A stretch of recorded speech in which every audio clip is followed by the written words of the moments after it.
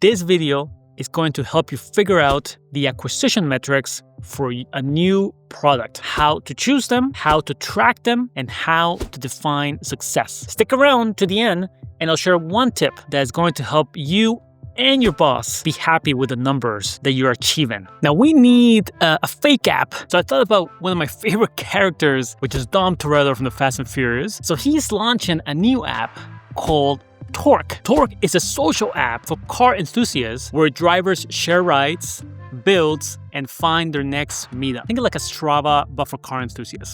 Dom would simplify it and say that simply Torque is for family. Dom needs help. He needs to figure out what are the different metrics across our 4 categories: acquisition, activation, engagement, and retention. And in this video, we'll focus on acquisition. Now, Dom's first question is that he doesn't care about vanity metrics. He just wants to know who's joining his crew, his family. Now, when it comes to acquisition, we simply want to know how many new users are we bringing into our app. Now, for Dom's app, which is going to be on iOS and Android, people are going to be finding the app typically on the App Store or maybe on social media that then takes them to the App Store. So Torque might have a website, but it may not really play that big of a role in the acquisition of new users. So Dom needs to know a few things. We'll focus on installs, of course, signups, that is people who actually create the account. They go through a very simple onboarding, maybe some screens of Dom in his car, looking a little angry. Then they create their account. And then we want to know at least some key actions a user might take. So we may have an event for when users log rides or when they share that with other users, through SMS or WhatsApp or something like that. And of course, when they attend meetups. And then the next thing we need is a conversion rate, which in this case will be the total number of signups divided by installs.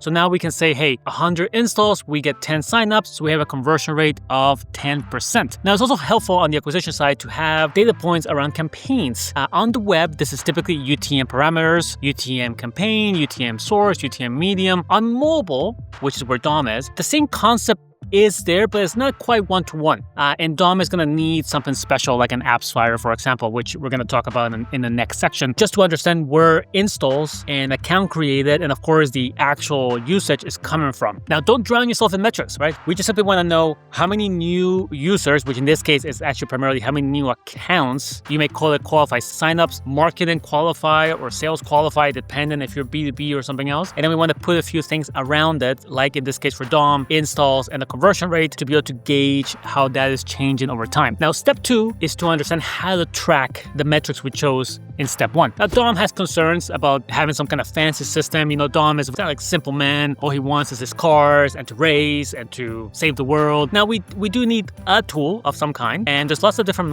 options out there. If you're on web, something like Google Analytics could be completely fine, and it gives you a lot of the stuff you care about out of the box. You may just simply need to implement some custom code to track things like signups. On mobile, of course, you have the equivalent with Google Firebase, which again gives you a bunch of stuff out of the box. Screen view gives you installs, if I recall correctly. And again, you may need some custom code to track signups. You may need something like a mobile attribution provider, which is something like an AppsFlyer. You also have Kochava, you have Tune, you have Branch, you have a few players in this space, but this just kind of tells you where installs and users, accounts are coming from. And of course, you have the actual product analytics tools. We have Mixpanel, we have Amplitude, we have PostHog, which kind of does a bunch of things all in one, but they have product analytics rolled in. We have Pendle, which also does a bunch of other things. There's lots of different options. And you're going to see in the other videos on the activation, engagement, retention, that product analytics tools in particular can become quite helpful. So if you have any of these tools, then I would recommend you try to figure out how to track the acquisition metrics inside those tools already. There's a bunch of videos in my channel for many of these tools.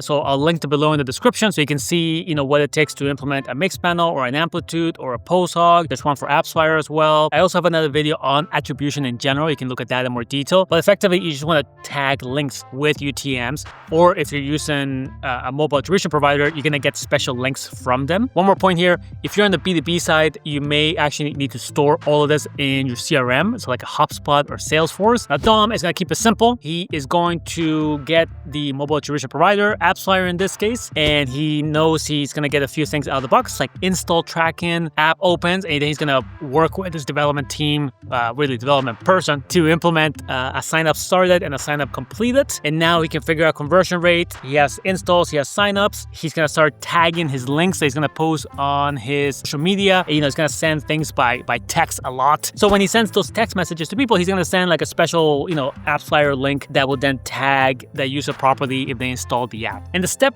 3 out of 3 to figure out your acquisition metrics is being able to define success. And Dom simply wants to know, what does good look like? What is the quarter mile equivalent for torque? Now, to understand what success looks like, we need benchmarks. I'm gonna use Amplitude's benchmarks here just because they're kind of recent. They just came out about a month before I recorded this video. But again, you can find this in a bunch of different places. So Amplitude created this product benchmark report. They have access to, you know, the people who use Amplitude. There's something like 2,000 organizations and millions of data points. And they organize things into the 4 categories that we will be talking about in this video series. So let's look at the acquisition first. So I like how Amplitude kind of breaks apart the data across the 3 percentiles, so the 90th percentile, the 75, and the 50 percentile, where apps fall. And we can see that the top 10% of products, which is the 90th percentile, they grow 9 times faster than the median. And we can see the differences here. This is daily, weekly, and monthly growth. So if you look at monthly growth, for example, we can see the 90th percentile grows just about 8.5%, closer to 9%. The 75 percentile grows at about 4%, a little bit less. And the 50 percentile grows just barely over 0%.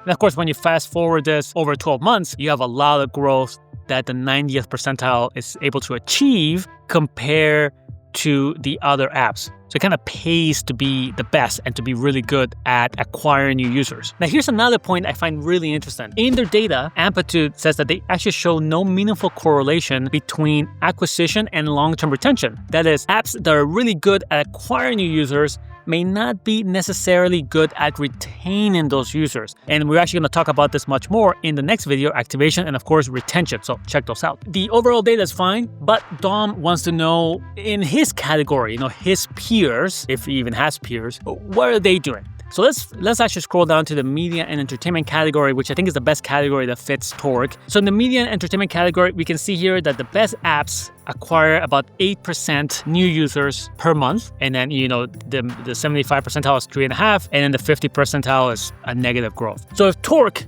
can consistently grow new signups by 8% month over month, which is hard, let's be honest here, you know, it's not an easy feat, they'd be running among the best. Now, this is Dom's goal. He knows what the mission is and what success can look like in this particular mission. Now, one tip that can keep you and your boss happy with your numbers is actually to show these benchmarks in your reports. So wherever you build your reports, take the benchmarks from your category and then simply show where you stack. And of course, you're showing the progress over time. Now, in the same dashboard, of course, we have to show the other metrics, activation, engagement, retention, that will complete the picture and make sure that your boss simply looks at the numbers and say, okay, great, you guys are doing well. Now, Dom has his acquisition metrics locked in. He knows what to measure, how to measure it, how to define success for his new app. But new signups don't mean much if they don't activate.